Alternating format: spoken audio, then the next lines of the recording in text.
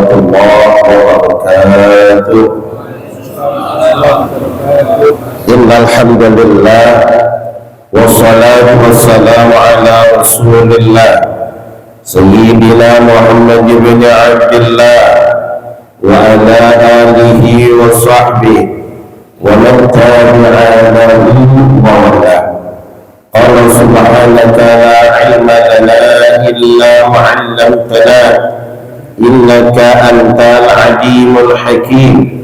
Rabbi shrah li sadri wa yassir li amri wahlul 'uqdatam min lisani yafqahu qawli. Asyhadu an la ilaha illallah wa asyhadu anna Muhammadar Rasulullah. Allahumma salli wa sallim ala sayyidina Muhammadin al-Fatihi lima ughliqa wal khatimi lima sabaq nasiril haqqi bil haqqi wal hadi ila siratikal mustaqim wa ala alihi wa sahbihi hatta qadrihi wa miqdarihi al-azim. Al-Fatihah la hadratil habibina wa nabiyina wa syafi'ina wa qurratu a'yunina Maulana Muhammadin sallallahu alaihi wa ala alihi wa ashabihi wa azwajihi wa dhurriyyati ajma'in. Summa ila khususan khusus sahibul mu'alif sa'il ibad lil alim al-allama Syekh Muhammad Nawawi bin Umar al-Jawi al-Bantani anna Allah yu'li darajatihim fil jannah barakatihim wa asrarihim wa anwarihim wa ulumihim wa nafahatihim fi dini wa dunya wal akhirah. Summa ila khususan bil khusus jamlah wa abaina wa ummahatina wa jaddatina jaddatina wa halatina wa ammatina wa ashabina wa talamidhatina wa man mahabba ilayna bisiri lahum al-Fatihah. Bismillahirrahmanirrahim. Alhamdulillah Ar-Rahmanir-Rahim Maliki yawmiddin. Iyyaka na'budu wa iyyaka nasta'in. Ihdinas siratal mustaqim siratal ladzina an'amta 'alaihim ghairil maghdubi 'alaihim waladdallin. Rabbi ighfir lana wa liwalidayna amin. Alhamdulillah, kita panjatkan puji dan syukur kepada Allah yang Maha Ghafur yang telah mengumpulkan kita pada pagi yang menjelang matahari terbelit ini. Mudah-mudahan kita semua yang hadir langkah demi langkah yang kita langkahkan menjadikan satu maghfirah, ampunan, kesalahan, ampunan dari Allah Subhanahu wa taala, dan kita mudah-mudahan berharap agar kita semua digolongkan Allah SWT sebagai golongan abdan syakura. Ya Allah, ya Rahman, ya Rahim, ya Karim, pandanglah kami semua ya Allah dengan cinta, rahmat, ampunan, maghfirah ya Allah. Bimbinglah kami, keluarga kami, anak-anak kami, istri-istri kami ke jalan yang benar, jalan yang lurus, jalan yang qurba dunia wal akhirah ya Allah. Panjangkan usia kami semua dalam taatillah wa taatul Rasul, jauhkan dari segala macam musibah bala ya Allah. Sembuhkan penyakit-penyakit yang ada di badan kami, yang ada di badan anak-anak kami, istri-istri kami, orang tua kami, guru-guru kami, jamaah kami ya Rabbi ya Allah. Bukakan pintu rezeki kami semua yang halal, yang berkah, yang luas, yang banyak, yang manfaat, yang tidak capek kami carinya ya Rabb ya Allah. Jadikan anak-anak kami, keturunan kami, putra-putri kami salihin wa salihah, anak-anak yang taat dan patuh kepada Allah dan Rasulnya, bakti kepada kedua orang tuanya, yang bermanfaat bagi agama Islam, nusa dan bangsa ya Allah. Lindungi kami, lindungi keluarga kami ya Rabb, lindungi seluruh umat Islam ya Allah. Jayakan seluruh umat Islam ya Allah, gagahkan seluruh umat Islam ya Allah, persatukan seluruh umat Islam di dunia ya Allah. Ya Allah, lindungi para guru-guru kami, para ulama-ulama kami, para habaib kami, para pejuang-pejuang kami yang selalu mengizharkan hak, yang selalu menjelaskan kebenaran, yang selalu menyampaikan kebenaran. Ya Allah, lindungi negeri kami, bangsa kami, tanah air kami tercinta Indonesia ya Allah, dari orang-orang yang ingin menghancurkan, dari kelompok-kelompok yang ingin memecah belah, mengadu domba, mengambil keuntungan pribadi atau kelompok mereka dari para pengkhianat bangsa, negara serta agama, dari bangsa-bangsa manapun yang ingin merebut, menjajah, mengambil, menguasai negeri kami Indonesia, yang ingin mengambil harta kekayaan negeri kami Indonesia.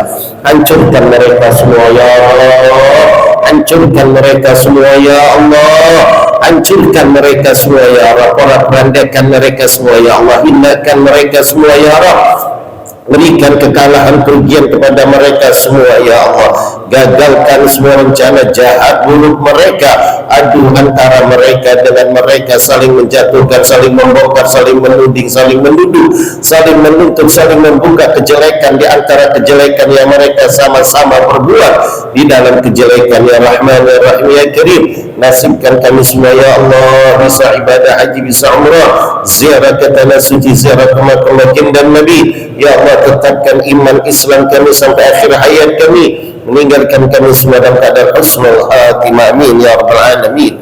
Salawat dan salam tidak dapat kita sampaikan kepada Nabi besar Muhammad sallallahu alaihi wasallam, sahabat keluarga sahabat pengikutnya, mudah-mudahan termasuk kita semua orang-orang yang selalu mengikuti aturan-aturan baginda Rasulullah SAW. Masyaallah hadirin jamaah suka yang dimuliakan oleh Allah, khusus tentunya suka Ustaz Abdul Rahim, Ketua DKM Rahman, Ustaz Syarifuddin, Ustaz Abdul Samad, Ustaz Nasruddin, Ustaz Haji Dadan, Ustaz Ali Mansur, begitu juga Ustaz Haji Asep, Ustaz Zahid Olinda Cahyadi, begitu juga pengatur acara yang kita hormati semua para ketua DKM.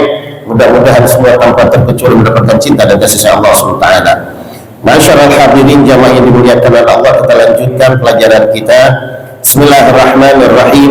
Qala Syekhul Musannif rahimahullah taala wa nafa'ana bihi bi ulumihi fi darain amin. An ba'dil hukama, dijelaskan sebagian daripada ulama-ulama hikmah, arba'atun hasanatun, ada 4 perkara yang nilainya bagus. Walakin arba'atun minha ahsan, tapi ada 4 perkara lagi yang lebih bagus dari 4 perkara yang bagus tadi. Jadi 4 perkara bagus, ada lagi nilainya yang lebih bagus dari 4 perkara tadi. Yang pertama, al-haya'u minar rijali hasan, malu terhadap orang laki-laki, di mana orang laki-laki punya rasa malu itu bagus. Ya, kita jadi orang manusia, jadi laki-laki punya malu. Malu dalam apa? Malu kalau kita berbuat maksiat, malu. Ya, kalau kita namanya umat Islam, ya, apalagi udah lanjut usia, masih karaokean, masih nyawet, malu. Ya, jangan udah tua-tua jangan ngapain. Ya, malu kita ya dari buka aurat, malu berbuat maksiat, malu. Karena apa? Malu itu al-haya'u minal iman. Malu adalah sebagian daripada iman. Jadi kalau orang tidak punya malu, hilang sebagian imannya. Ya. Kalau ada orang berbuat maksiat, dia ketawa-tawa, ditangkap ketawa-tawa, dia hilang imannya. Hilang imannya tuh, sebagian imannya hilang. Kalau keseringan kayak begitu, ya hancur. Malu di laki itu bagus, walakin tetapinya, ya, walakin minal mar'ati ahsanan, tetapi malu bagi perempuan lebih bagus daripada malu kepada laki-laki. Perempuan punya rasa malu itu lebih bagus daripada laki-laki yang punya rasa malu. Kalau laki punya rasa malu cuma bagus, kalau perempuan lebih bagus. Kalau laki-laki buka aurat punya rasa malu bagus, kalau perempuan lebih bagus. Ya. Tapi kenyataannya sekarang perempuan yang kacau pakaian ini. Ya. Suaminya bagus, perempuannya Terkadang ibu-ibu pengajian bagus, ngaji bagus pulang gitu. Ntar ada jogging, pakai nyetrek, kerudungan tapi celananya nyetrek, jalan pagi-pagi. Ya saya kalau lagi kuliah subuh hari Minggu saya suka lewat, ya Allah, kerudungan, tapi celananya itu haram, dosa, gak punya rasa malu ya kayak gitu. Mau dilihat sama orang. Nah ini udah, rasa malu itu sebagian daripada iman. Bagi perempuan punya rasa malu lebih bagus punya rasa malu, apalagi perempuan di hadapan suaminya itu bagus kalau punya rasa malu. Malah dianjurkan kalau di depan suami perempuan harus rasa malu ya. Yang kedua,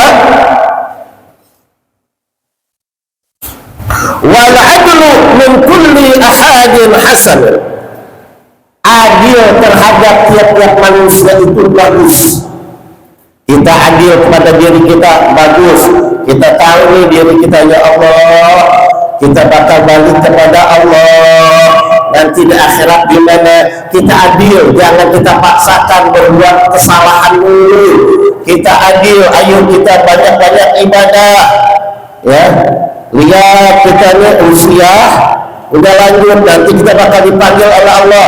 Deketin diri kita kepada Allah ya, diri kita deketin kepada Allah.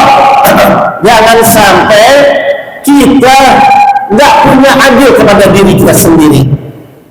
Diberikan kita adil kepada keluarga kita, adil kepada anak-anak kita, adil kepada keluarga, adil kakak kita, hak waris kita bagi yang adil. Itu adil ya. Jadi pemimpin kebawahan adil. Makanya kalau ada orang yang adil itu bagus.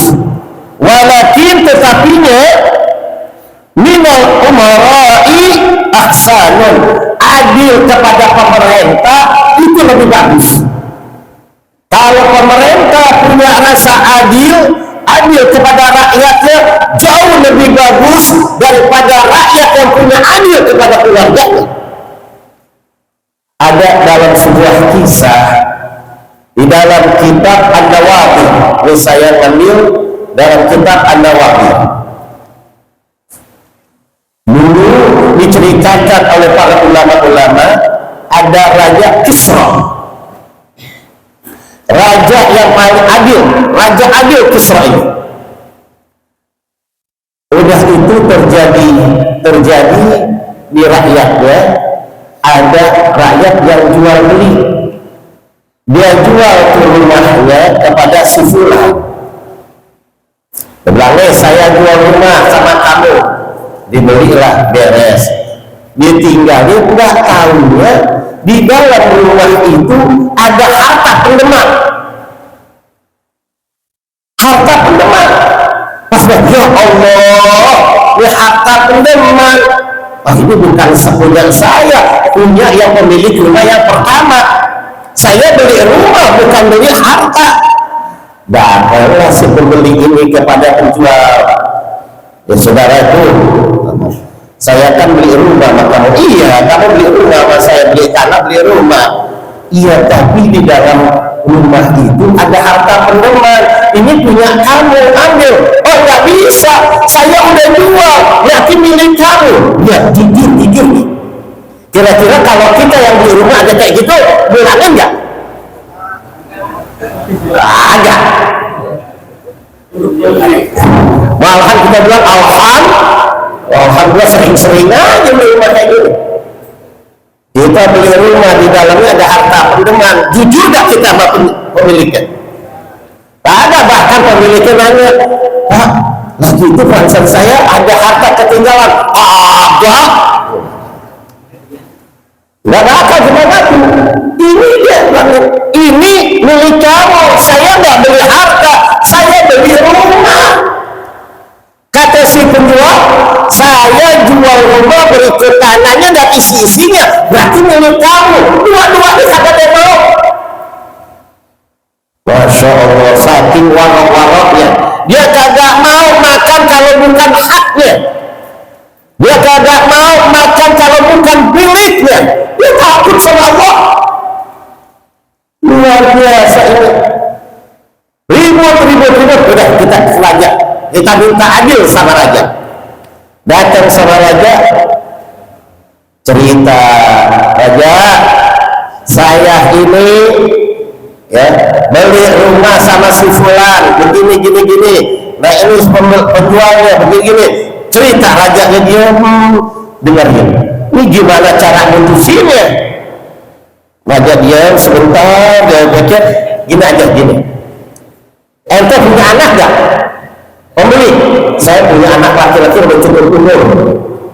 Ente, saya punya anak perempuan yang cukup umur. Ya udah, ente kawinin aja, ente jadi saya perintahkan kawinin anak ente. Nanti hartanya kasih ke anak ente, dua-duanya jadi beres. Kan enak tuh kalau ya rajanya adil, rakyat enak gak? Mungkin kalau rajanya kagak adil, dia tanya komisinya berapa nih? Gitu, mungkin dia ambil bisa. Setiap tanah pasti apapun yang ada kekayaan ini punya sebanyak sekali, punya negara, dia ambil, mereka agak dikembaliin. Adil-adilnya ya. Suatu ketika Raja Kisra ini mengangkat seorang gubernur di satu daerah. Pas mengangkat sebuah gubernur di satu daerah, maka gubernur itu memberikan pajak tiap tahun. Biasanya tiap tahun masih pajak itu 100 miliar, raja 1 miliar. Pada tahun berikutnya naik, yang tadi 100 miliar jadi 200 miliar. Kira-kira kalau kita jadi pemimpin, gubernurnya kayak gini gimana? Bagus apa deh? Bagus, setorannya gede. Oh ini gubernur yang bagus gitu. Tapi raja yang adil marah. Dia bilang, gubernur, kenapa kamu lebih sekarang menyetornya? Ini biasanya tiap tahun 100 miliar. Kenapa sekarang 200 miliar? Berarti kamu jadi gubernur tidak benar. Kamu nindas rakyat, kamu nyetek rakyat, rakyatku kamu sakiti, rakyatku kamu tindas, kamu tidak benar. Tangkap gubernur ini, bunuh. Balikan ini uang kepada rakyat. Bayangin, Masya Allah. Dia kagak mau rakyatnya ditindas. Dia kagak mau diberikan keuntungan yang besar. Kalau hasil meres rakyat, kalau hasil daripada nyakitin rakyat, kagak mau. Walaupun itu gubernur yang dia angkat, tetap dia adil. Kamu telah menyakiti hati rakyat, kamu telah menindas rakyat, kamu telah menyekek rakyat. Tahu rakyat lagi susah, malahan dibikin susah. Masya Allah. Ini bukan cerita-ceritaan nih, buka dalam kitab Nawawi. Saya sebut kitabnya supaya nanti nyari sendiri. Kalau ada orang yang mau protes, saya lagi cerita dalam kitab, rujukannya kitab Nawawi. Bakal cari sendiri Bang Adil, alamannya cari sendiri. Percuma kita kasih tahu juga, ya cari sendiri. Akhirnya raja diprotes. Raja, bukankah kita tambah enak, setoran gede, ya kita tambah kaya? Apa jawab raja? Ingat, rakyat itu adalah sumber kemakmuran negeri. Ya, kita bisa kokoh karena rakyat kita. Kita bisa berdiri kerajaan karena kita adil dengan rakyat. Ya, di mana seorang pemimpin adil dengan rakyat, hukum ditegaskan, terus penegak hukum adil kepada rakyatnya, maka Allah akan berkahkan negeri ini. Kalau negeri ini berkah, maka ekonomi akan lancar.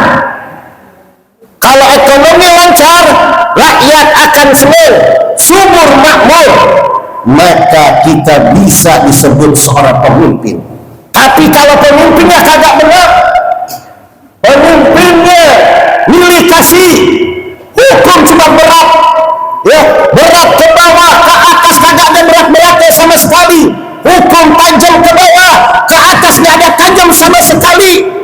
Hukum dipakai untuk orang yang tidak punya apa-apa. Giliran pejabat, giliran orang kaya nggak pernah ada. Maka tungguin, negeri ini akan hancur. Ini Raja Kisra yang ngomong.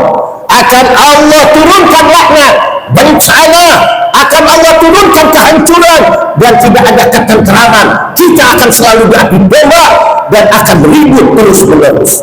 Camkan itu, karena keberkahan bukan dari raja yang gagah, tetapi dari raja yang adil.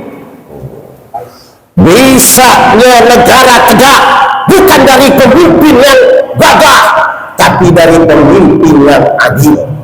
Kalau seorang pemimpin tidak adil, maka tungguin kehancuran, tungguin tidak ada ketentraman.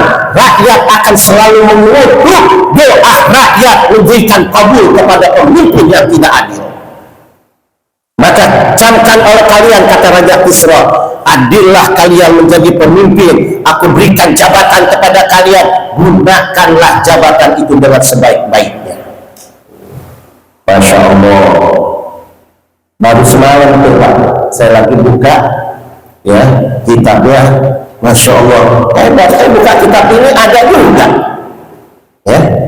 Jadi adil ke kita masing-masing, kita adil ke diri kita, adil ke keluarga kita, adil ke masyarakat kita, adil kita, maka Allah senang.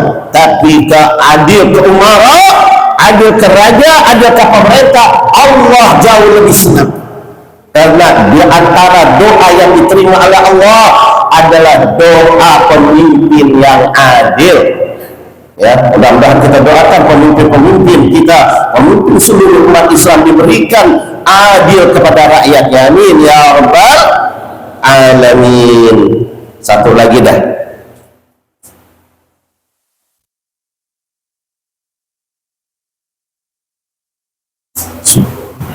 Wa taubatu minal syekhi hasanatun. Bertobat orang tua, kakek-kakek bertobat bagus. Udah usia lanjut kok tobat. Dulu lagi mudanya gaduh, lagi mudanya Masya Allah semua ditabrak. Apa yang gak dikerjain sama dia. Udah lanjut usia, dia sadar, tobat, minta ampun sama Allah. Dia nggak jauhin masjid, dia nggak jauhin musola, dia nggak jauhin majelis taklim, dia datang, itu bagus. Kenapa? Ya udah dikit lagi. Iya kan usia 60, 70, berarti udah dikit lagi kemana? Ya ingat kuburan bagus. Ya kagak bagus kan udah tua sok tahu. Yang penting walaupun kita tua berjiwa muda. Kan ada yang ngomong gitu kan. Udah tua juga lente, pakai lepis, pakai apa. Waduh, di mana ada dangdutan paling depan, di mana ada pengajian nggak datang. Nah ini nih, ini yang tua-tua kayak begini nih. Salah, kita udah tua nih, yuk deketin diri kita ke Allah. Dosa-dosa kita udah banyak, ayo kita tobatin. Ya, kapan lagi? Kalau bukan sekarang, nanti kalau kita udah mati baru berasa. Mumpung sekarang kita hidup, ada yang nasihati, mumpung ada kesempatan, ayo. Ya, makanya orang tua udah lanjut usia, dekat masjid, dia bertobat, baca istighfar, itu bagus. Walakin, tetapinya, ya, walakin minal syababi ahsanun. Tobat kepada anak muda itu lebih bagus. Kalau anak muda, dia dari muda, sedangkan dia punya keinginan, nafsunya lagi gede, keinginannya lagi gede, hasratnya lagi gede, dia bertobat sama Allah, dia gak jauhin masjid, itu lebih bagus anak muda yang lebih, ya, yang sering bertobat. Karena Allah sangat cinta kepada anak muda yang demikian. Ya, kalau orang tua sudah wajar, tapi kalau anak muda, Masya Allah, anak muda jadi ahli masjid, anak muda jadi ahli majelis taklim, anak muda dia baca maulid, anak muda tampil, itu jauh lebih bagus daripada orang tua yang bertobat. Anak muda yang bertobat, dia salah, ya Allah, dia sadar, ya Allah saya berbuat demikian, langsung dia sadar, itu jauh lebih bagus daripada orang tua yang bertobat. Nah, mudah-mudahan waktu kita bagi-bagi apa yang saya sampaikan mudah-mudahan menjadikan ilmu yang barokah manfaat. Allah kuatkan iman Islam, Allah angkat derajat kita. Rabbana la tuzigh qulubana ba'da hadaytana wa hab lana min ladunka rahmatan innaka antal wahhab. Rabbana zalamna anfusana wa illam taghfir lana wa tarhamna lanakunanna minal khasirin. Rabbana taqabbal minna innaka antas samiul alim wa tub 'alaina tawwabur rahim. Sallallahu alaihi wasallam Muhammadin wa ala alihi washabbihi wasallam. Alhamdulillah rabbil alamin. Wallahu a'lam bishawab.